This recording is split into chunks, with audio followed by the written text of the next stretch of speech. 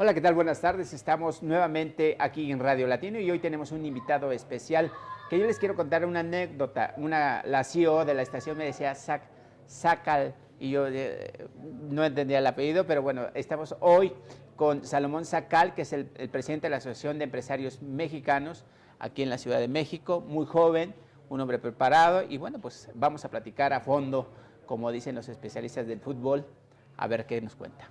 Bienvenido. Gracias, muchísimas gracias. ¿Qué significa presidir una asociación tan joven, y digo, empresarios mexicanos, que bueno, pues no es nada fácil manejar los dineros y que se conviertan en éxito, ¿no? Las empresas. Sí, por supuesto. No solo se manejan dineros, una empresa maneja mucho más que dinero. Al fin y al cabo, una vez me decían que una buena analogía, que el dinero es como la sangre en un negocio. Tiene que existir. Si no, no funciona, si no, no hay vida. Pero una persona no existe solo para tener sangre, existe para cumplir sueños, existe para cumplir metas, existe para elevar la calidad de vida, existe para ofrecer valor a una sociedad. Entonces realmente va mucho más allá que solo mantener un tema de un flujo financiero. Definitivamente es un reto muy interesante el presidir una organización empresarial y es algo muy necesario también. Hay una parte de valor importante en el tema de agrupación. La realidad es que si ahorita empezamos tú y un negocio y lo armamos ahora, la probabilidad de que ese negocio siga existiendo y dando réditos en 2 años es muy baja. El entorno que vivimos en México para los negocios es muy adverso. En el mundo, pero en particular en México, porque hay muchas cuestiones y factores que juegan en nuestra contra o en la contra de algún emprendedor. Y parte de las formas en donde se puede mitigar esas probabilidades de fracaso o incrementar las probabilidades de éxito es en el tema relacional. ¿Por qué? Como bien lo comentó Jordi, que entrevistaste hace poco, un poco antes que yo, la asociación surge con el propósito de cortar la curva de aprendizaje a la hora de hacer negocios. A mí me gusta mucho citar a Isaac Newton, el científico más grande que ha existido. Y él decía que él logró lo que logró porque se subió sobre hombros de gigantes y por eso le permitió ver más lejos. De eso se trata. Es aquellas personas que ya han pasado por cierta curva de aprendizaje, ya modificaron sus operaciones para adecuarse a la realidad, aprender de ellos y que bueno, un componente de innovación. Lo cual me lleva al tema de juventud, que qué bueno que lo tocamos, porque estoy convencido que como jóvenes, y lo menciono porque México tiene una población muy joven y eso nos da una ventaja competitiva a nivel global, como jóvenes somos innovadores naturales, porque no cargamos con nosotros el apego a estructuras previas, a la forma antigua o vieja de hacer las cosas. Y eso nos permite, por rebeldía o por ignorancia, llegar a innovar y empujar la barra cada vez más, elevar la barra cada vez más de lo que es posible. ¿Cuáles son los tópicos más problemáticos para emprender un nuevo negocio? Estamos hablando definitivamente un tema de falta de preparación. Está muy en boga el tema de emprendimiento y creo que eso es algo positivo. No obstante, se menosprecia los factores externos. Se vende la gente o la gente tiene la idea de, tengo una buena idea, le echo ganas, saco adelante un negocio y voy a tener éxito. La realidad es de que no siempre ese es el caso. Hay muchos factores externos que juegan en nuestra contra y nunca sabemos qué podemos hacer. Nunca sabemos qué puede suceder. Y entonces es muy importante, el principal predictor de éxito es por mucho la perseverancia. Por mucho, siempre. Si no has perdido, nadie te puede decir, si no te ha salido la carrera, nadie te puede decir que perdiste. Entonces es de los principales predictores de éxito. Pero algo interesante también y me gustaría ahondar un poco, es un tema coyuntural, un tema a nivel país. Y es que realmente el ecosistema de emprendimiento está limitado hasta cierto punto. Vivimos una época muy interesante como país, puesto que cambian las condiciones económicas a nivel global. Los recursos naturales ya no tienen el valor que valían, llámese petróleo. Estamos ahorita frente a una potencial crisis con el tema del Tratado de Libre Comercio con Estados Unidos, o que se afecta nuestra relación comercial con nuestro principal socio. Y eso nos lleva a pensar en una potencial liberalización genuina, más profunda, de la economía mexicana. ¿A qué me refiero?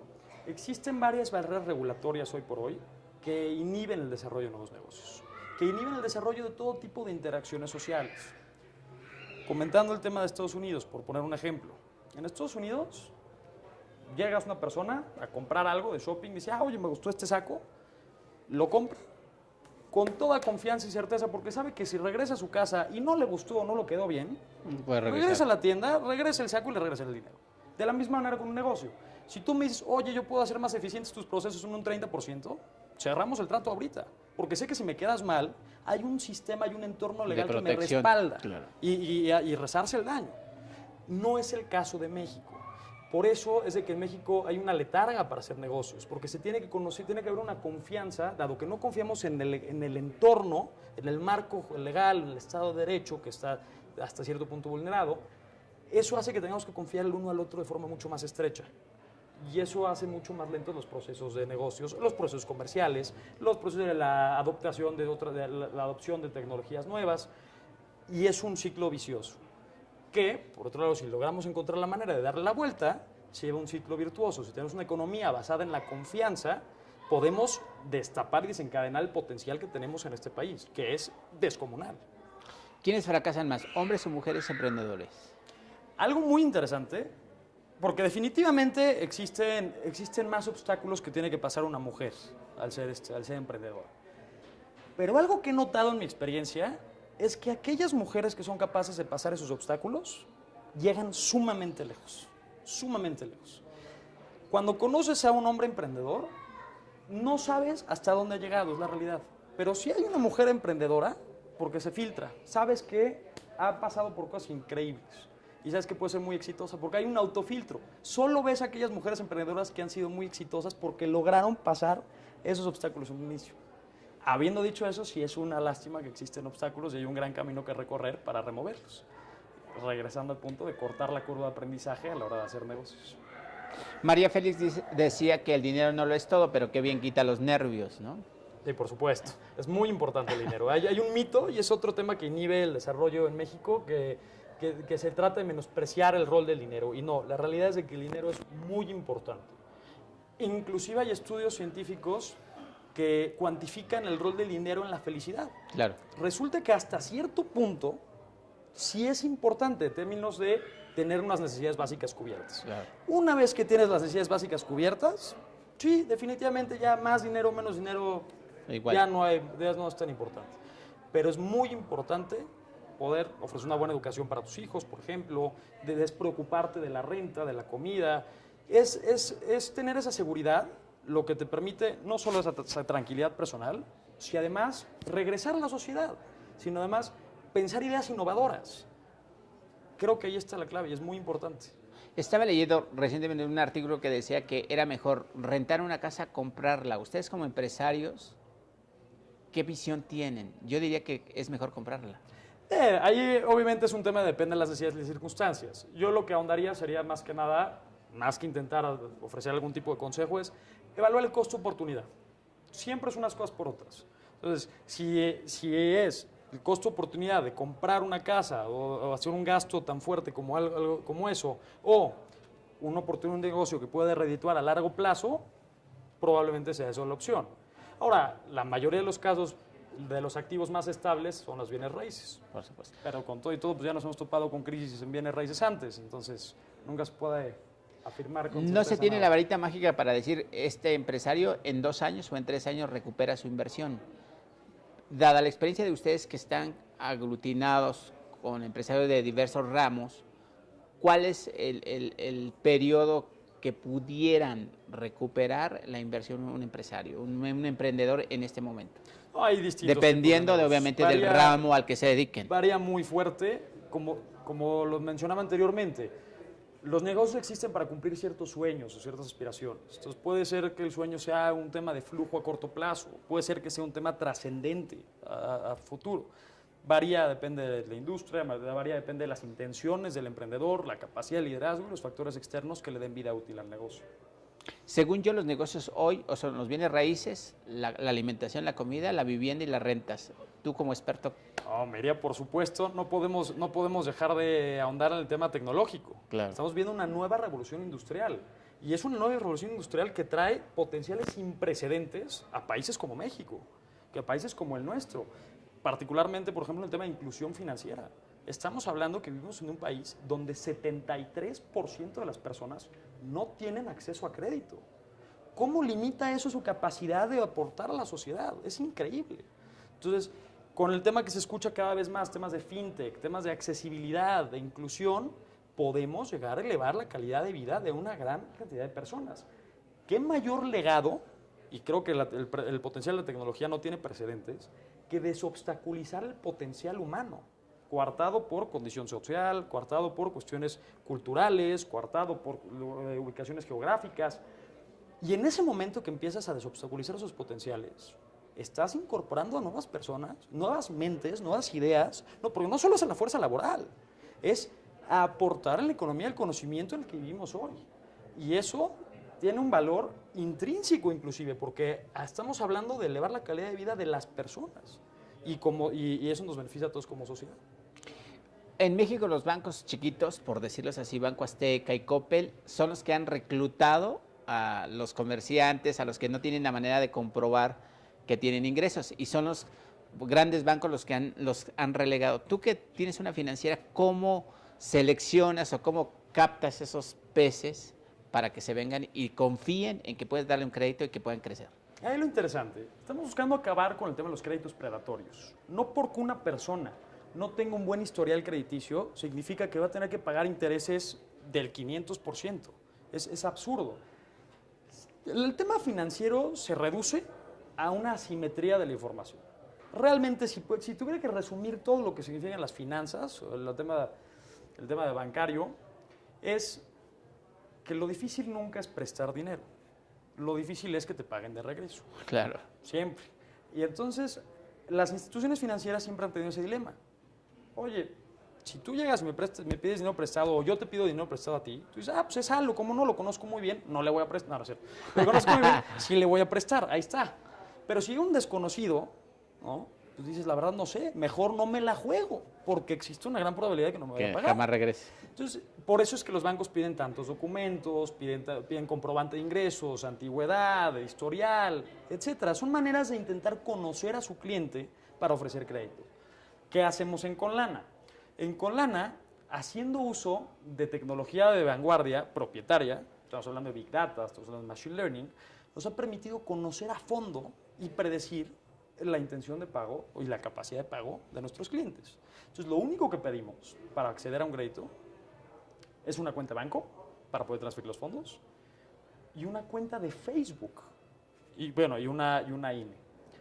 Lo interesante es que podemos analizar datos de Facebook y con eso llegar a un score predictivo que nos da un margen determinado de probabilidad de pago. Es sumamente interesante. Vivimos en una época disruptiva sin precedentes. Resulta que los seres humanos somos animales de patrones. Casi hasta podríamos hablar que el libre albedrío podría llegar a ser una ilusión. Y las implicaciones que este tipo de tecnología tiene son abrumadoras. Puede transformar la dinámica social, política, económica e individual en todo sentido. La tecnología hoy existe para erradicar prácticamente todo problema con el que nos hemos enfrentado como humanidad. Ahí el potencial ahí está y cada vez acelera más por las organizaciones exponenciales. Pero por otro lado, también la historia nos ha enseñado que esta misma tecnología se le puede dar un mal uso. Entonces, ¿qué es lo que podemos hacer para intentar encauzar este potencial tecnológico hacia ese ideal que buscamos de desobstaculizar el potencial humano, evitando caer en esta distopia donde se esfuma la idea de libertad y se acaba la privacidad? Bueno, la privacidad ya se acabó, pero donde se acaban todo este tipo de ideales que queremos es encontrar mecanismos en donde podamos alinear los intereses de poderes fácticos con los intereses de la sociedad. He ahí la clave para el progreso social, siempre. A través de la plataforma de Facebook localizas a los posibles clientes, ¿no? De que van a recibir un préstamo. ¿Prestas en dólares, en pesos? ¿Cuáles son las edades más recurrentes de hombres o mujeres que acuden a esta Conlana? Prestamos en pesos en Conlana, y realmente no hay un límite de edad, no hay... buscamos ser muy incluyentes, ahí el tema, es un tema de inclusión financiera. Es gente que se siente discriminado o excluido de la banca tradicional y que sin embargo quieren salir adelante, que sin embargo tienen urgencias momentáneas, sin embargo quieren arrancar un negocio o requieren un dinero extra en determinado momento.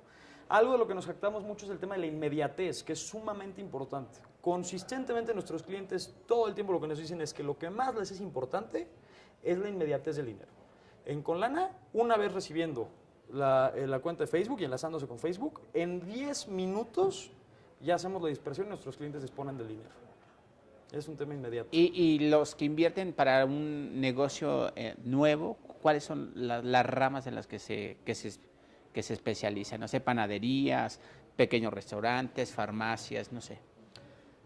Evidentemente hay de todo, dado que las barreras de entrada en el sector tecnológico son menores y la capacidad de escalar es mayor por el tema exponencial, tendemos cada vez más a ver existe una tendencia al sector tecnológico, particularmente por los jóvenes, que son quienes tradicionalmente los consideran diestros en temas de tecnología, pero no exclusivamente.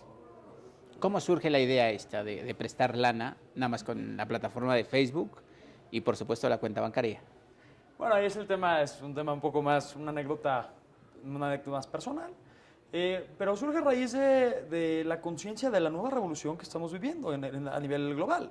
Tuve la oportunidad de visitar compañías muy interesantes en mi época universitaria, por ejemplo, Google, Facebook, Yahoo.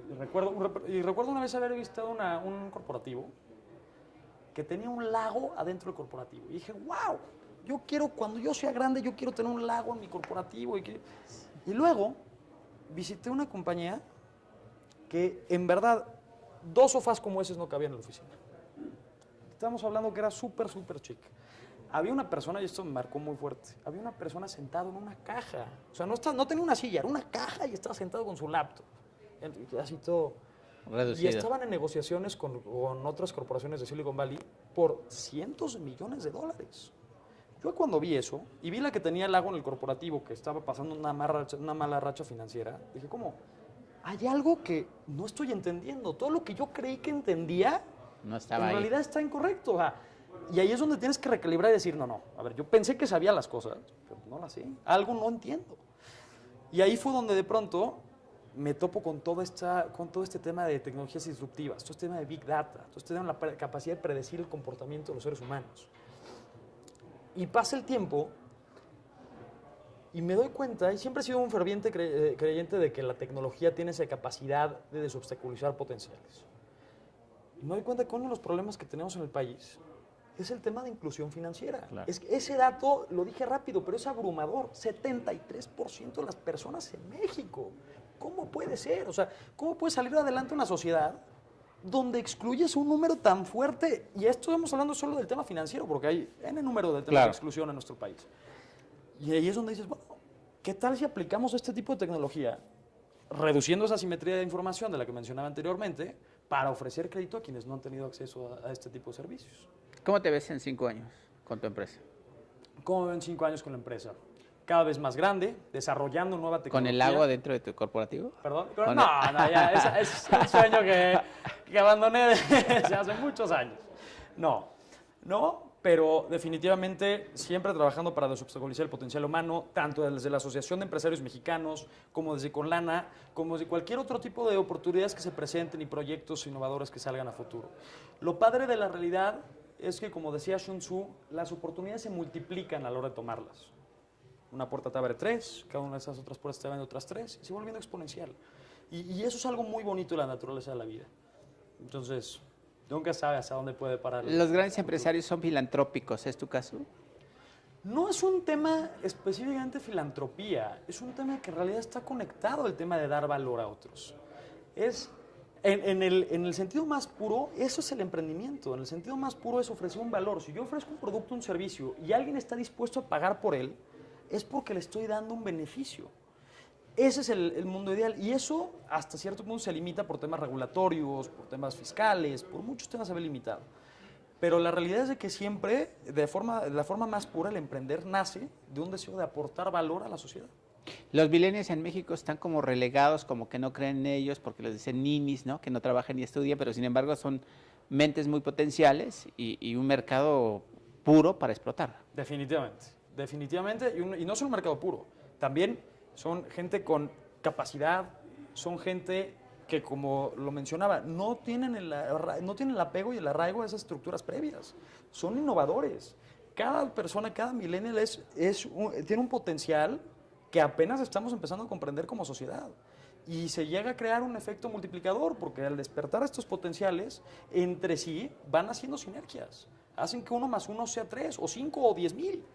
Y nada más podremos empezar a imaginar o a pensar qué sucede si removemos los obstáculos de toda esta masa poblacional que tenemos en México y todos estos talentos que tenemos en el país. Bueno, retomando la pregunta de los millennials, en México se tiene un mal concepto de ellos porque no trabajan, o algunos que no generan un Producto Interno Bruto para el país. Sin embargo, yo los veo como un potencial muy amplio para explotar, tienen capacidades intelectuales, conocen mucho tecnología, tienen una gama de conocimiento muy amplio, pero tú específicamente. Creo que algo muy valioso, que no siempre nos fijamos, es que la falta de experiencia, como en el caso de los millennials, puede llegar a ser un activo. No puedo enfatizar suficiente ese tema. El hecho de no saber cómo hacer las cosas te lleva a encontrar tus propias formas de hacerlos. Y en una de esas, resulta que son mejores que las formas en las que ya se hacían. O resulta que proyectos que antes se pensaban imposibles, no eran tan imposibles después de todo. Y eso, esa frescura que aporta esta generación, yo creo que es sumamente valiosa. Hay un grupo también aquí en México que les han mal denominado, según yo, los ninis, que no estudian ni trabajan. Sin embargo, dentro de ese rubro hay muchos universitarios que no van a trabajar porque pues no les pagan por lo que saben, ¿no? Y otros no estudian porque pues ya no les alcanza el recurso. Sin embargo, son gente que produce o podría producir para este país. De ahí que es tan importante crear las condiciones adecuadas en el entorno para que estas personas puedan prosperar, para que si tienes una buena idea y aportas valor a la sociedad, la puedas llevar a cabo. Es fundamental. No se me ocurre mayor reto económico para México en este nuevo sexenio, o como lo queramos llamar para esta época, que ese. Porque los cambios tienen que venir siempre en el entorno. Se habla mucho de la típica analogía de no des pescados, enseña a pescar. La realidad es de que no es suficiente. Enseñar a pescar no es suficiente. Es más, ni siquiera se necesita enseñar a pescar. Lo único que tiene que hacer una sociedad es garantizar que haya peces en el agua. En el momento que hay peces en el agua, sabrá el resultado. Sepan pescar o no sepan pescar, van a aprender. Lo van a aprender. Claro. O sea, van a ahogar 2 o 3, pero los demás van a aprender y van a sacar pescar, y van a sacar peces. Entonces, no es suficiente el approach que hemos tenido últimamente, no es suficiente esa perspectiva, ok, vamos a intentar enseñar a pescar y seguimos con los programas sociales dando pescados. No, tenemos que garantizar como sociedad que haya peces y en ese momento solitos van a salir pescadores y van a salir nuevos métodos y vamos a ir hacia arriba como sociedad, con un efecto multiplicador muy interesante. Por último, dame la página web de Conlana y que te llamen, que te escriban y seguramente van a tener lana de inmediatez, como aquí dice Salomón. Y también si te pueden buscar de otros países, porque eso es como que me queda una incógnita. ¿Buscar en qué sentido? Que los puedes financiar. Hay un tema regulatorio muy importante en el caso de, y más por temas financieros, tanto internacionales como locales. Entonces, por el momento estamos enfocándonos en el mercado nacional. La página es www.conlana.com, así como suena, Conlana. Conlana. Y de la Asociación de Empresarios Mexicanos es aem-usa.org. Bueno, pues ahí tienen radioescuchas, han escuchado esta conversación y bueno, pues vayan por su lana y no le cambien porque nosotros seguimos en Radio Latino y bueno, pues muchas gracias. Gracias a ti. A ti.